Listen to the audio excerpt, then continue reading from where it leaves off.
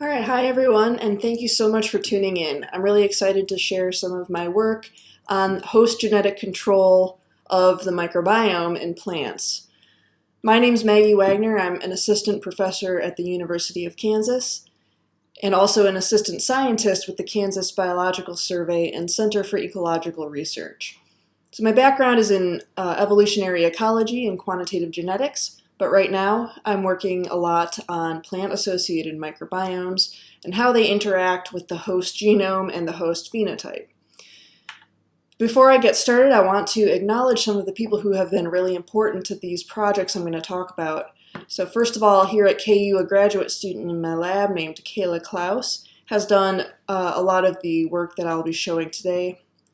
And other important people include my former postdoc advisors, Peter Ballant-Curdy and Jim Holland at NC State, as well as current collaborator Manuel Kleiner and folks in all of their labs. And we've been really fortunate to have funding from several sources, including the NSF and both KU and NC State. So as a plant biologist, I used to never really think about microbes, but it turns out they have a ton of really important effects on plants that we care about if we want to improve agricultural yields or conserve species in natural environments. So for example, there's a ton of evidence out there now that plant colonizing microbes can help protect the plant against pathogenic microbes. It can help the plant access and obtain more nutrients and water.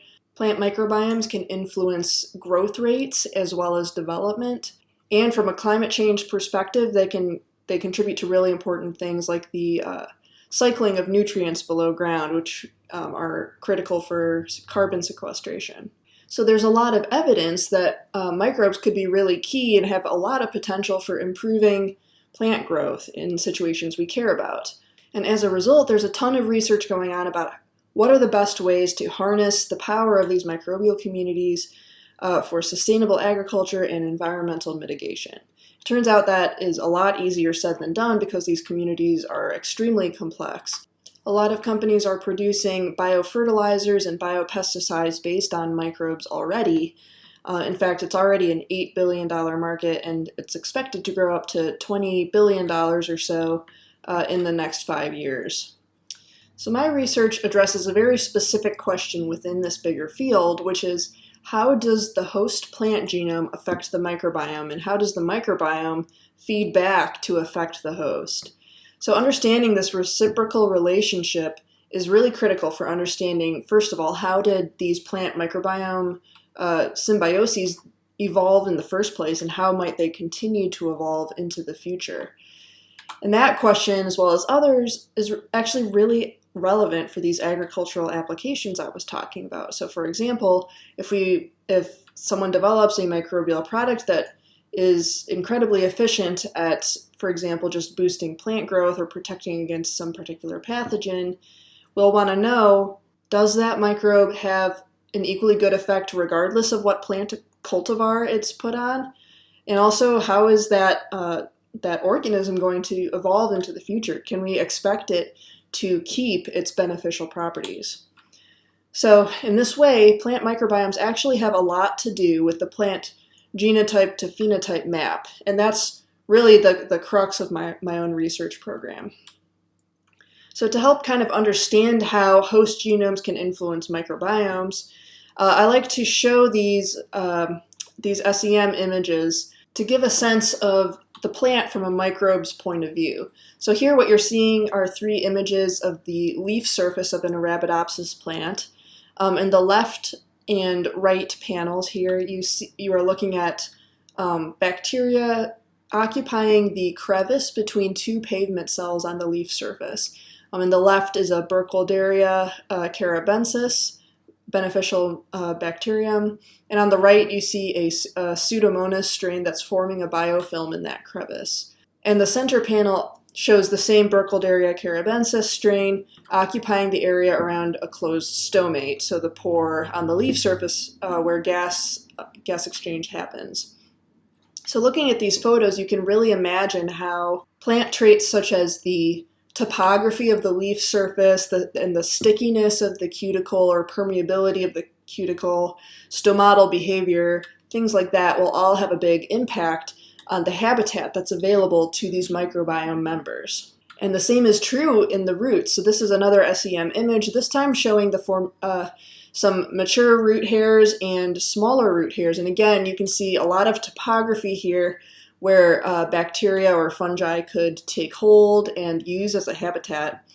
And as we know, roots have huge effects on their immediate environment. So, by taking up minerals and water, changing the availability of those resources in the vicinity, and also exuding a lot into the soil. So photosynthates will move through the plant and be exuded as carbon-rich compounds into the soil through the roots, which of course are food potentially for microbes. In addition to those carbon-rich food resources, there's all kinds of secondary compounds as well that might influence microbial habitat quality. And so as a result of all this, what we see is that when a plant microbiome is forming, it is not a totally random process. There are stochastic influences where organisms from the environment might be more successful colonizing a plant if they're the first ones to arrive. That's a common process that's been known in ecology for a long time. However, these host traits, like the leaf properties and root properties, those affect the habitat that the microbes have to colonize. And so what you see is that from a plant getting started in the soil, which is one of the most microbially rich and diverse habitats known, you see the plant's rhizosphere, so the area of soil immediately surrounding the roots, isn't just a perfect recapitulation of this more diverse soil community. And instead, you see a subset of that soil community becoming enriched in that rhizosphere zone. So those are organisms that are better suited to live in that specialized environment produced by the plant.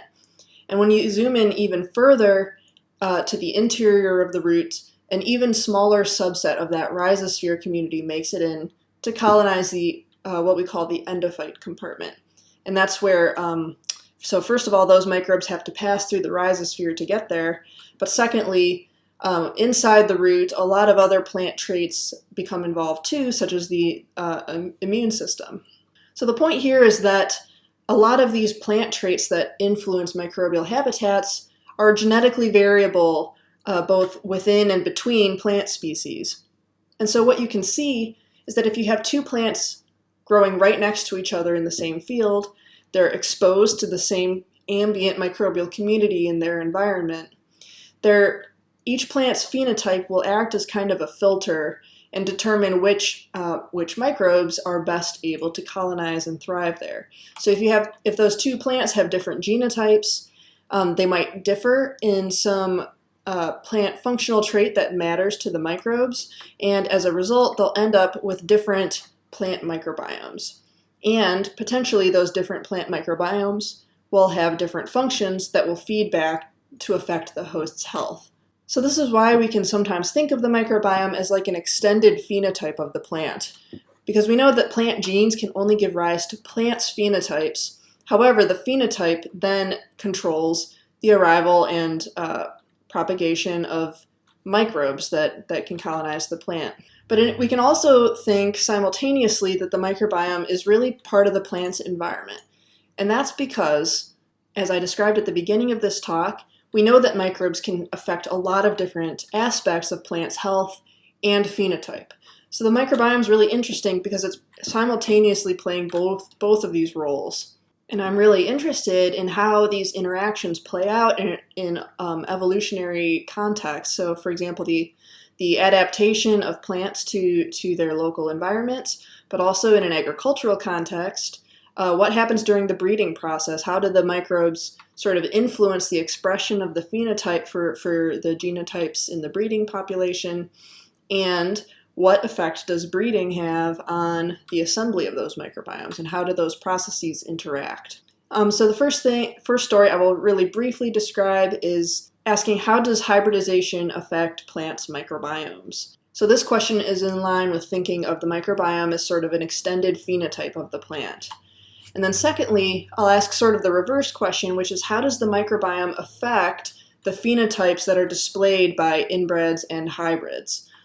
So that's the other framework where the microbiome is acting as part of the plant's environment to cause plasticity and influence the phenotypic variation. So before I get started, I want to quickly review this key concept from quantitative genetics, which is important for understanding this project. When a phenotype that you're interested in varies between two parent lines, and then the two parent lines are crossed, you can measure the phenotype in the hybrid F1 offspring. So here I've represented all those three genotypes using the primary colors. So the inbred parents in this cartoon are the red, blue, and yellow genotypes, and you can see the hybrid genomes in the center have one half of their genome from each parent. So if the phenotype that we're interested in is controlled only by genes with additive effects, we would expect the hybrid to have a phenotype that falls right in between the phenotypes of the two parents.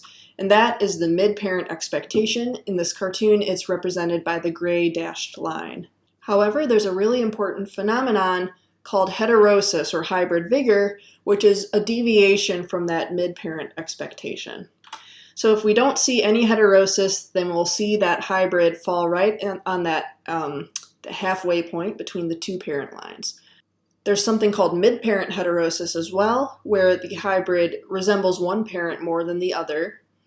And there's something called better parent heterosis, where the hybrid is significantly better than both of the two parent lines.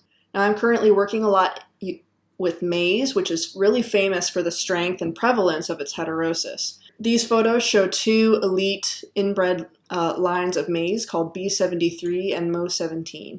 They're considered to be elite, really good, well-performing inbred lines, but they're nothing compared to their hybrid when those two genotypes are crossed. So you can see that the F1 offspring just towers over both of the parents. And this is very typical of maize. This is the reason why almost all commercial maize production uses hybrid cultivars. And when we talk about heterosis in maize, we're usually referring to the size of the plant or especially the yield of the plant. As it happens, we know that heterosis of those sort of emergent traits is underlain by a lot of simpler or lower level traits in maize. So for example, there's studies have shown that the concentrations of hormone precursors show patterns of heterosis in maize, as well as the expression levels of lots of different proteins in very young maize, including proteins that are involved in, again, hormone signaling and stress responses. And again, protein expression, even in adult plants, is still showing heterosis involved, again, in secondary chemicals and hormone signaling. The hypothesis is that if some of those traits showing this pattern of heterosis are also traits that are important for shaping the microbiome habitat, then we might also see heterosis in the composition of the microbiome itself. So the null hypothesis shown here would be that the traits influencing the microbiome do not show heterosis, and therefore, when we quantify the microbiome composition, the hybrid's microbiome should be intermediate in composition and function to the two parent lines. So if you focus on this pink microbe here, you can see that in this example, the abundance of that microbe in the green hybrid is about halfway between the two parents. However, if the microbiome is responsive to some trait that does show heterosis in a given cross, then we would expect it to sort of mirror the traits that are underlying it. So for example, a trait showing midparent heterosis shaping the microbiome would lead to the hybrid microbiome being more similar to one parent than the other. And the same is true for better parent heterosis. You would see the hybrid microbiome having a different composition or function than both of the parents.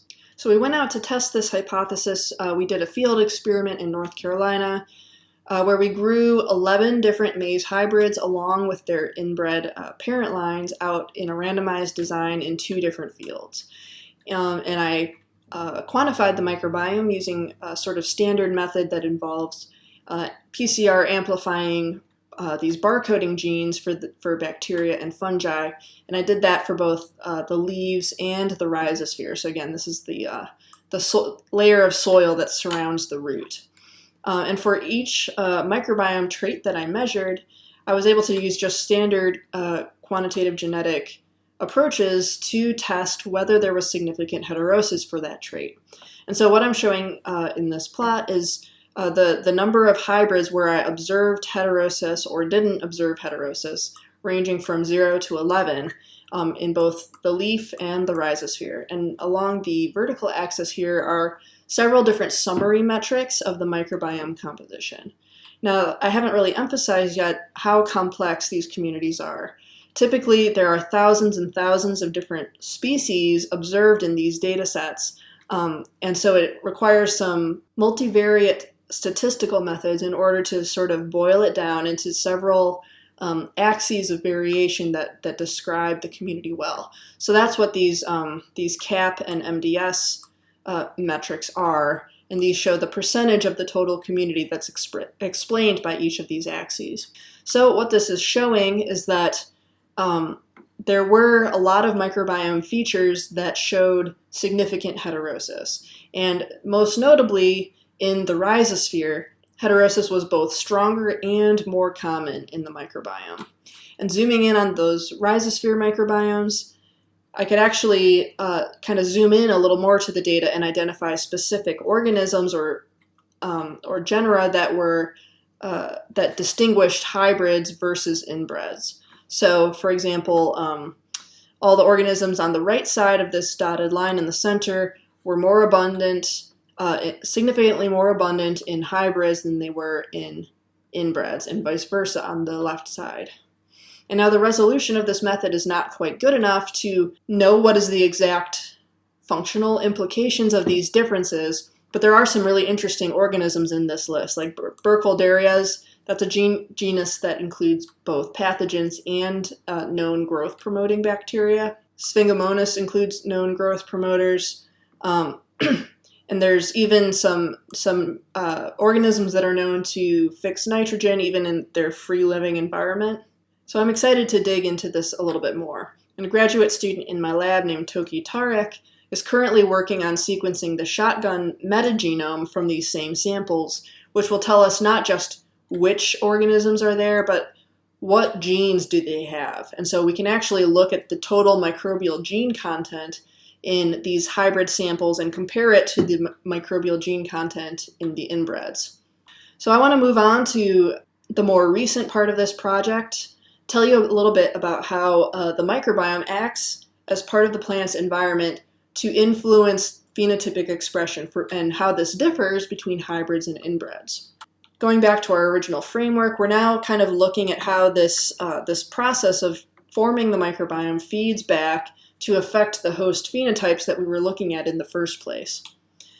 So this all started actually when I had finished the field experiment I just presented, and it was wintertime, and I wanted to recreate that experiment in the lab using a really simplified microbial community. I wanted to see if we could sort of recapitulate that result where the hybrid and inbred microbial communities were differing.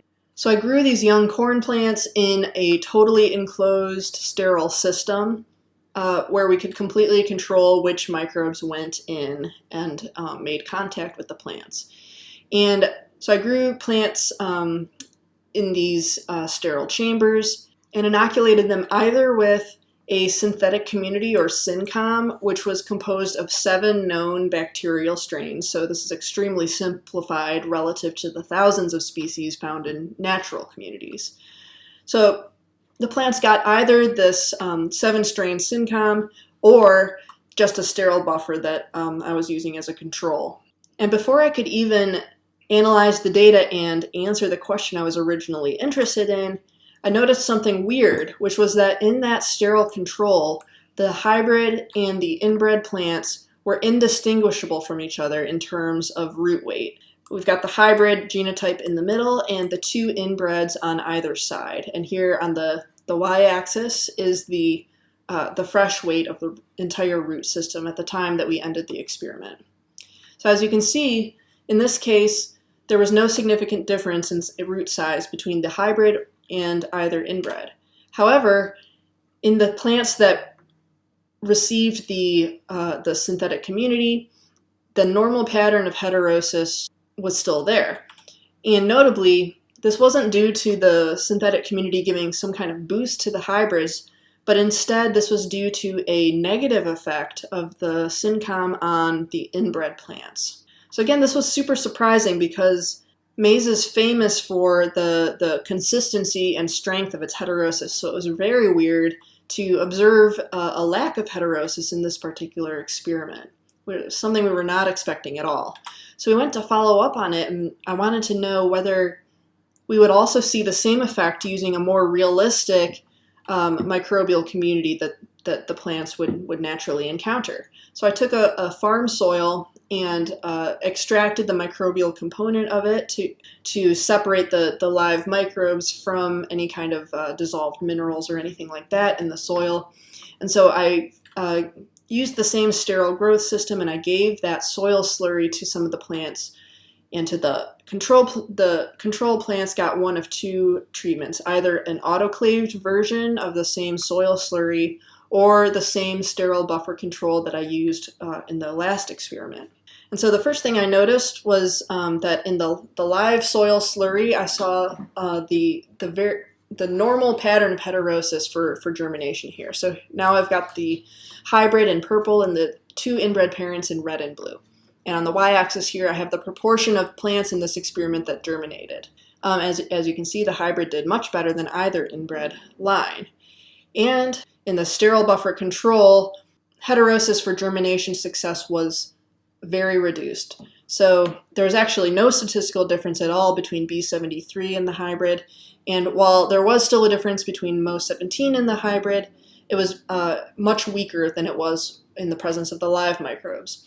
And the killed autoclaved soil slurry treatment produced results that were very similar to the other sterile buffer control, showing that the microbes actually have to be alive in order to induce this pattern of heterosis. And so with the plants that did germinate successfully, I went on and measured their biomass, found that root biomass showed the normal pattern of heterosis in the presence of the live soil slurry. The error bar on Mo17 here is huge because only one of those plants actually successfully germinated.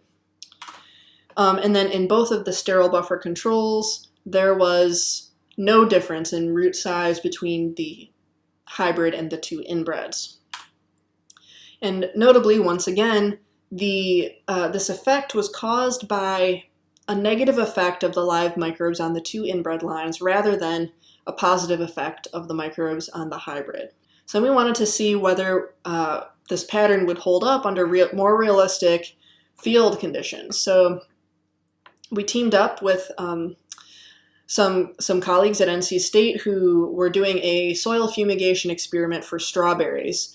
And we borrowed some of their extra space, and we planted corn under this plastic sheeting in soil that had received one of 5 treatments. So 4 different soil fumigation methods, as well as a non-fumigated control. And what we saw was congruent with both lab experiments that we'd seen previously, where in the untreated normal soil we saw this clear pattern of heterosis with higher values in the hybrid. But in the 2 fumigation treatments for which we measured biomass data, there was either a lack of difference between the inbred and the hybrid, or a reduced difference in performance between the inbred and the hybrid. So when we quantified the actual better parent heterosis for each of these treatments, there was a clear change in the untreated control relative to the fumigated ones. And the same pattern showed up for both leaf number and height for all 4 of the fumigation treatments. And also consistent with the 2 previous experiments, we were seeing a growth penalty in the inbreds rather than a growth boost in the hybrids in the presence of more live microbes. So at this point, we thought the story was becoming pretty clear that when you reduce or eliminate the soil microbiota, heterosis gets weakened or in some cases even eliminated for certain traits. And this generally seemed to be because live microbes, whatever they were would typically decrease the vigor of inbreds, but hybrids were kind of resistant to that. Then that led us to sort of hypothesize that this might be related to the immune system in some way. And so, for example, if our soil biotas were containing weak pathogens, maybe the hybrids were more resistant to those weak pathogens than the inbreds were. And it's important to note that there were no disease symptoms in any of these experiments. And in the case of the 7-strain synthetic community from the first experiment, none of those 7 strains were known to be pathogens. But that doesn't mean that there weren't some, mildly detrimental organisms in these communities. And so if the inbred is more susceptible to those weak pathogens, then that could explain why the inbreds were not growing as much as the hybrids in the presence of live microbes. An alternative hypothesis is that the soil microbiota were actually not pathogenic at all, but perhaps the inbred plants mount a strong immune response to them anyway, whereas the hybrid doesn't. And because there's known to be a sort of trade-off in growth versus defense in many plants, that strong defense response when it's not needed could also explain why the inbred plants were not growing as much as the hybrids. So at this point, we're working through several experiments to distinguish between these two hypotheses and also explore some alternatives, such as a possible role of nutrient cycling or nutrient provision in this microbe-dependent heterosis. But in the meantime, as we were getting started following up on those, Kayla started a new field experiment here in Kansas using a slightly different method from the one we had done in North Carolina. So instead of fumigating entire blocks of soil, what she did was she put open bottom pots in just on top of a tilled field in Kansas, and she filled each of those open bottom pots with soil that either had been steamed or was not steamed.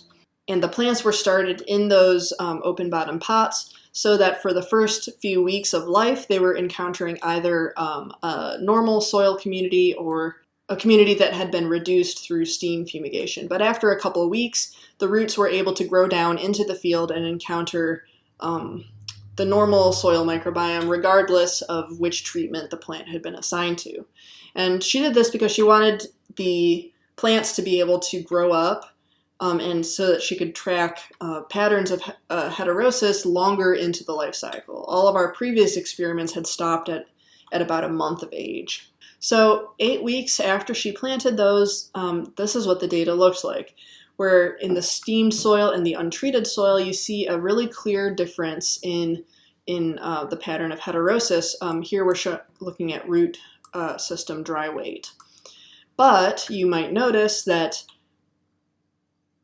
the direction of the treatment effect is opposite of what the first 3 experiments in North Carolina showed. In the North Carolina experiment, it was the untreated soil where heterosis was the strongest, and then steaming and other methods of fumigation actually reduced or weakened the strength of heterosis. The opposite is true here.